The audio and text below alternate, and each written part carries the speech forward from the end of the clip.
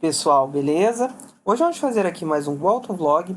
Hoje para falar a respeito das minhas impressões após guiar o Nissan March 1.6 SL com transmissão manual de 5 marchas. Antes de mais nada, eu gostaria de pedir a vocês que participem daquela área comunidade, que lá nós falamos a respeito dos carros que iremos testar, dos carros que a gente testou, e falar a respeito de curiosidades automotivas em geral. Se você ainda não é inscrito no canal, por favor se inscreva, que aqui a gente tenta trazer sempre um novo vídeo toda semana.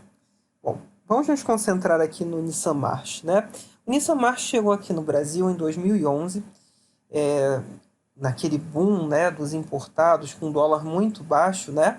Ele chegou em duas versões, né, com duas versões e opções de motores, que era 1.0, era o motor da Renault, o D4D, e com o motor 1.6, que era espetacular.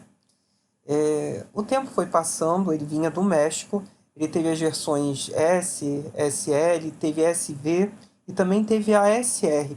Muita gente não sabia que o Nissan March, muita gente que super empodera, né, o Up TSI, mas o Nissan March ele tem um desempenho muito próximo ao do Up TSI, sempre teve.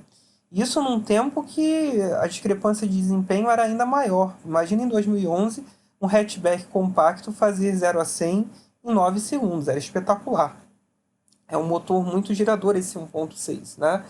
Então, muito antes do Up TSI, o March ele já tinha essa tendência a ser esportivo sem que ninguém desse nada por ele. Por quê?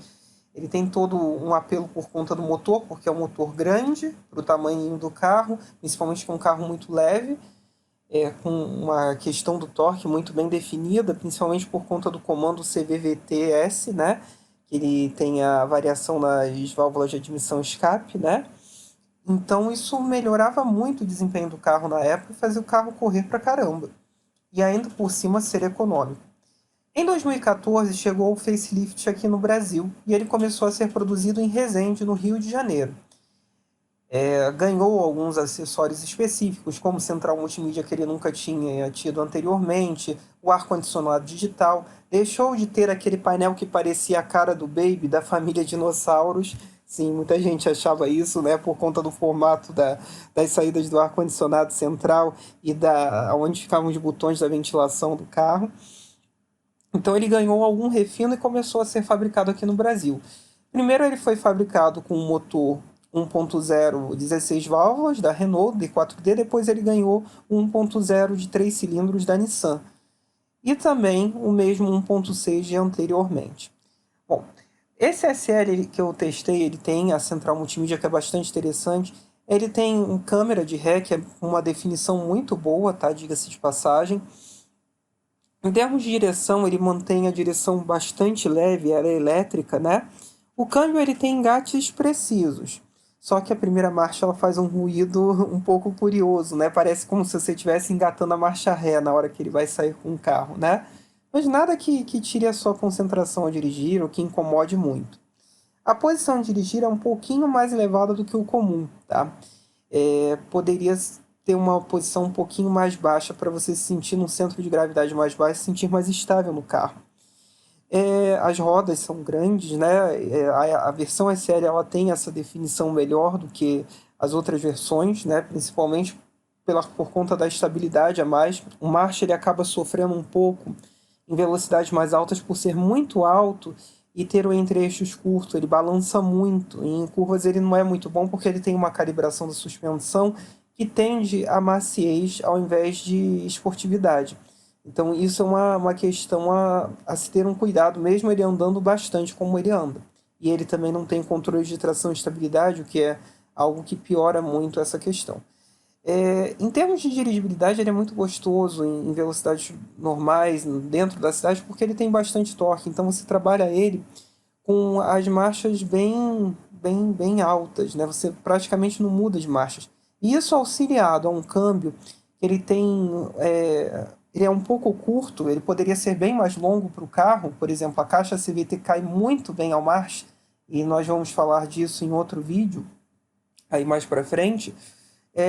No caso do manual, ele fica sendo um pouco curto. Para vocês terem uma noção, A 100 km por hora ele está a 3.000 RPM, o que é pouca coisa abaixo de muitos carros 1.0. E com essa sobra de potência que o March tem, isso é desnecessário. Ele poderia economizar ainda mais, porque ele é bastante econômico, manter uma rotação de cruzeiro melhor na estrada, principalmente, né?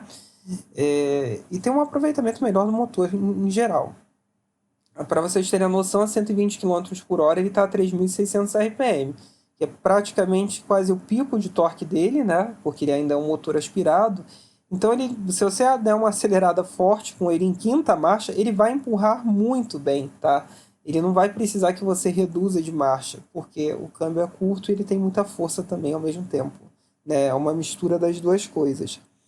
Em termos de consumo no ciclo urbano com álcool, eu obtive a ótima média de 11 km por litro com ar-condicionado ligado e na estrada eu consegui chegar a 14,3 km por litro com ar-condicionado ligado a 110 km por hora, em torno de 3.300 rotações por minuto. O que eu considero bom. Aí vocês imaginem se esse carro tivesse um câmbio mais longo, ele conseguiria tranquilamente chegar até os 15 km por litro ou 16, se vocês duvidarem muito. O que acaba também piorando um pouco a questão do consumo é a questão da aerodinâmica. Muita gente acha que aquele desenho que ele tem no teto, né, o March tem um desenho no teto, seja alguma questão de arrasto aerodinâmico para melhorar a aerodinâmica. Não tem nada a ver com a aerodinâmica. Aquelas barras ali desenhadas, elas são feitas para aumentar a torção, né? Aliás, diminuir a torção da carroceria, né? Aumentar a resistência da carroceria em termos de torção. Que no caso do March é um pouco crítico. Se você faz aquele X, né, que é você cruzar as rodas e deixar uma das rodas fora do chão, às vezes você não consegue bater uma das portas. Isso não é um problema só do March. Se você pegar a maior parte dos compactos de entrada são assim, tá? Mas é algo que poderia ser melhorado, né, principalmente. Outra questão do March que eu bato muito a tecla é que falta segurança, né? Você não tem controles de tração e estabilidade em nenhuma das versões. Você só tem duplo airbag, né? Você não tem nem 4 airbags, né? Que poderia ter airbags laterais, por exemplo. Então isso é uma questão muito complicada. O espaço interno dele, curiosamente, é bom. Você olha ele por fora e pensa que vai ser um carro microscópico. Não, ele tem um aproveitamento interno muito bom. 4 adultos vão com conforto dentro dele. E o porta-malas é um pouco compacto por motivos óbvios, né? Para aumentar o espaço dentro da cabine e diminuir um pouco o espaço do porta-malas. No geral, é um carrinho que eu gosto muito, que eu com certeza teria, tá? Eu teria. Mas principalmente se ele fosse CVT, que é o carro que a gente vai falar no nosso próximo vídeo. Tá bom, pessoal? E também falta também um piloto automático, né? Principalmente nessa versão de topo, né? Que também intensificaria a questão da economia de combustível na estrada e aumentaria ainda mais o conforto dentro do carro, porque em termos de suspensão ele é muito bom, ele é muito macio, ele é suave, é um carrinho bem interessante para usar nessas ruas de asfalto meteórico, aliás, meteórico não, lunar, que nós temos aqui no Brasil. Tá bom, pessoal? Espero que vocês tenham gostado de mais esse vídeo. Curtam, compartilhem, se inscrevam no canal. Se vocês têm alguma dúvida, postem aí embaixo que com o tempo eu vou respondendo. Se vocês querem que eu teste algum carro específico, me informem aí embaixo que eu tento arranjar e falo a respeito das minhas impressões após guiar para vocês. É isso então, pessoal. Valeu!